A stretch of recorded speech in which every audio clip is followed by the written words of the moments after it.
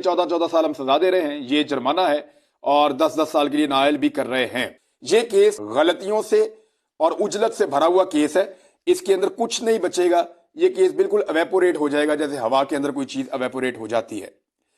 अब अफसरान को आज तक बुलाया ही नहीं। मिसाल के तौर पे एक आदमी ने एक चीज को बेचा है, अब असेसमेंट लगाने वाले का कसूर है या खरीदने वाले का कसूर है? खरीदने वाले को तो बताया ये चीज भाई इतने रुपए की है और इतने रुपए की आपको दे दूंगा, उसने पैसे देकर ले लिया। अब जिसने बेची है, चाहे उसने ज्यादा पैसों में बेची हो या कम पैसों में बेची हो, उसको ना बुलाया ना उसको पूछा।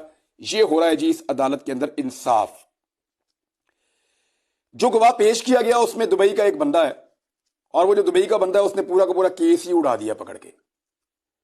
जो प्रोसिक्यूशन की तरफ से गवाह पेश किया गया इमरान खान के खिलाफ, वो दुबई का एक बंदा है, वो इंडियन एक कंपनी के अंदर मुलाजिम है और उस कंपनी के जरिए से इसकी कीमत लगवाई गई थी। उसने दो ऐसी बातें की अदालत में जिससे पूरा केस ही उड़ गया। नंबर एक, उसने कहा जी एक तो मुझे कोई अदायगी नहीं हुई, और उसने ये कहा कि मैंने एक तस्वीर देखी और तस्वीर की बुनियाद पे मैंने कीमत लगवाई।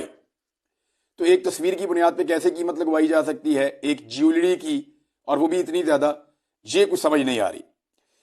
दूसरी बात उसने ये कही कि उसने इसका वजन ग्राम्स में बताया, हालांकि जो ये ज्वेलरी थी उसका वजन कैरेट्स में होता है, तो कैरेट्स में बताने की बजाय ग्राम्स में बताया, जिसका बड़ा मजाक उड़ा।